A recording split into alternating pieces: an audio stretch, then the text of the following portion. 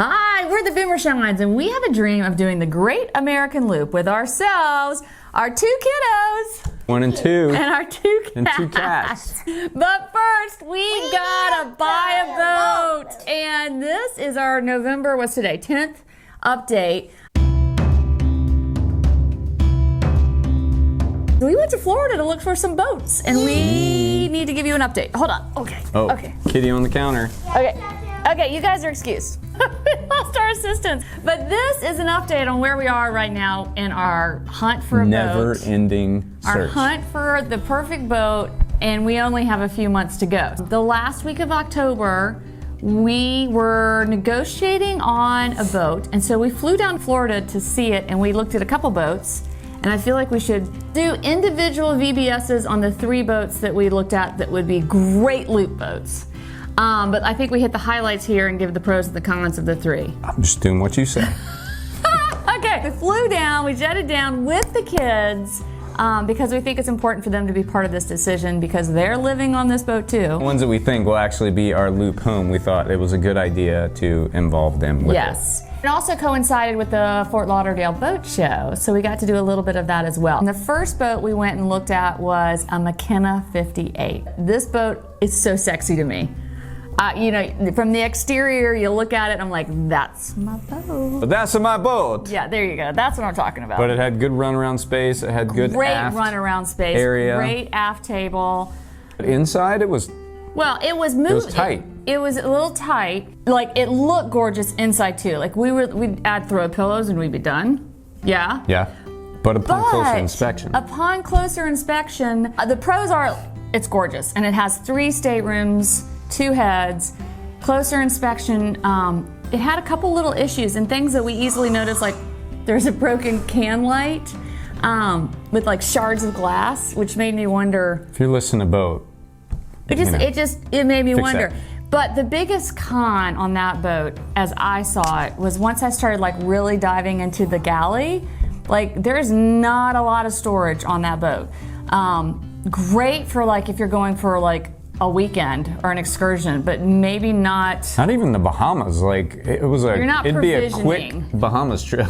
You're not. You're going out to eat. The bar Which is funny because it had a big Sub-Zero with 2 drawers. You have all fresh food in the refrigerator. Yeah. And you're not baking. You're not provisioning. You just have fresh food. So like if you go for a week, perfect. But like I want to be able to bake and have baking stuff and spices and whatnot. And I was hard. We got to make baked gifts for Lockmasters. I mean, I was hard pressed to figure out where I was going to store like 2 bags of chips, much less my canister of flour, sugar, brown sugar, all that. So maybe I'm dreaming big on the fact I'm going to be baking on the loop, but I like that as an option. dreaming big. Okay, so which brings us to our next boat, was a 58 Johnson, which happened to be, and we just kind of were in the area, so we went to look at this boat. Exterior is not what I envisioned our boat to be. I'm still hung up on a Marlowe and a Fleming. Get out of here. Okay, guys. Okay. This is what life on the loop is going to be like Ow. in a much smaller. You haven't seen this side of us. Much smaller space. Big aesthetically isn't. I mean, it's a beautiful boat. It's just not the look I'm envisioning. Tell us about Johnson. As far as I know, Johnson is still around. And currently, the 58 that we were on, they don't make anymore, but they start at 70 feet and up, Go up to big boats. like 120 feet. Big, beautiful boats. The pros on that boat are 3 staterooms and 3 heads. 3 and 3. Which we love because if we're gonna have a tutor with us, I think it would be really lovely for that person to have their own space. Con was a That walk magical around. Orton Gillingham trained tutor that will come live with us on a boat. Where are you? Con, walk around space isn't that great. It's there. It's not as good. Interior needs, for our taste, a makeover. But the VIP on the space on the VIP, we walked up and I was like, "This is a nice master," and they're like, "This is the VIP." And it was little things, like most VIPs you walk in and the bed is like at your waist. This one was, normal bed height. It had a headboard, it had side tables. Love that VIP. Yeah. It was Anyway, it needs a makeover and it's not aesthetically what we were thinking about, but it has incredible storage. Like not only can I have my flour and my sugar, I can have a bread maker. Like It had a under the stair. There's just tons of storage, basement, basically, which is fantastic. So, okay, and it's done the loop. Oh, and it has done the loop. So that's that. And the owner seemed nice. Oh, he seems awesome. The third boat we looked at was a sleeper. Dad almost bought. Side. We walked off. Had he given me a contract? Signed it right then and there. Speaking of boats that are not the look that I like, it was a Viking 60. Viking 60 cockpit motor yacht. Nor the exterior look.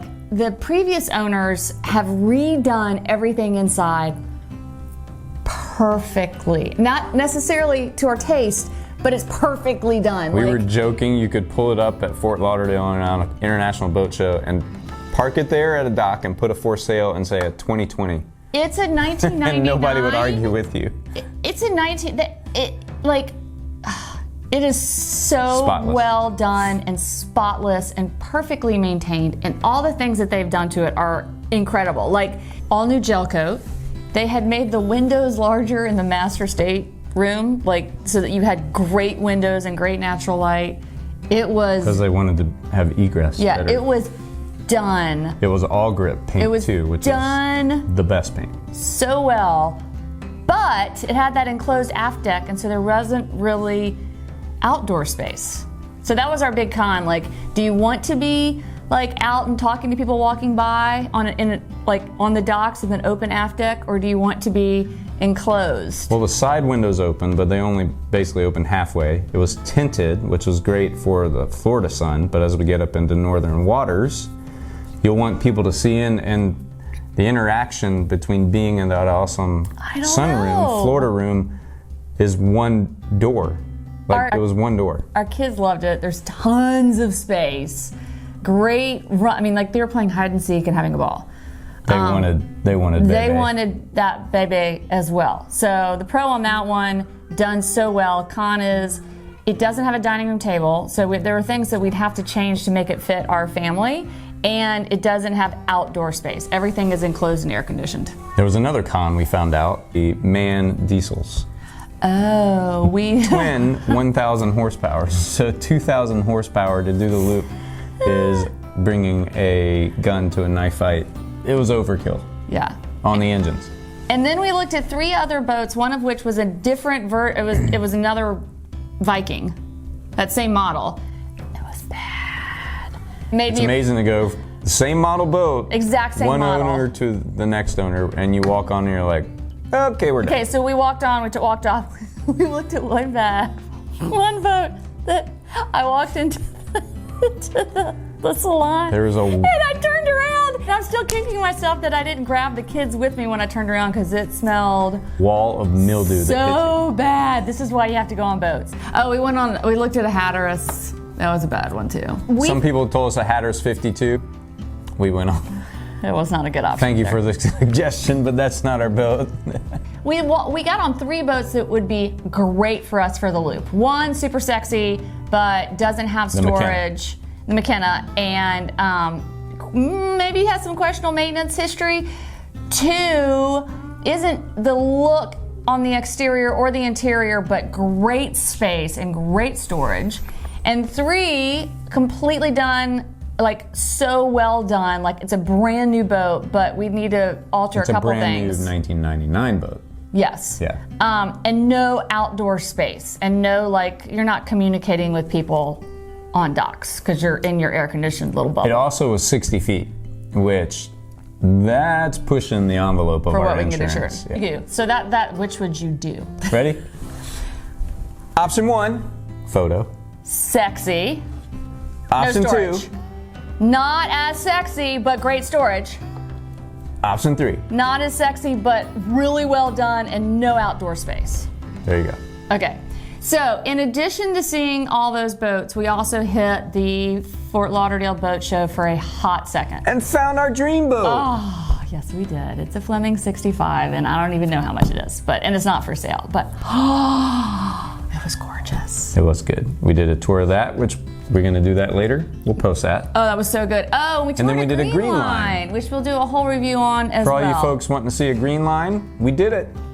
Wait till you see our thoughts. We'll do a VBS on that as well. Insurance update. I keep getting more nervous about insurance. Somebody told me to go to US Boat / Geico. It's like, where are you going with this? And call. You can apply online or you can call for a quote. Our friend's Mom with the Map. Yeah. Who've done the loop. Brent said give him a call. I called and had a lovely lady on the phone, and she plugged in all sorts of information on me, and she says, I see you have 35 years boating experience.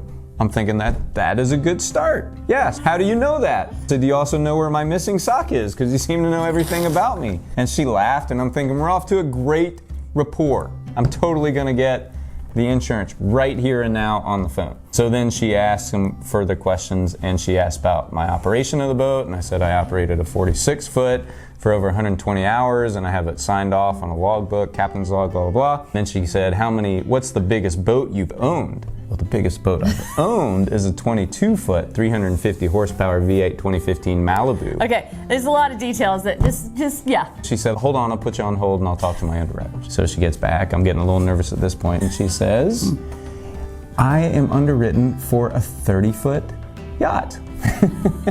They'll go up 9 feet. So, Mark spent the rest of the day depressed and blue and grumpy. We're gonna put 5 adults, 2 kids, and 2 cats on a 30-foot boat and do the our loop. insurance guy, I think, has it.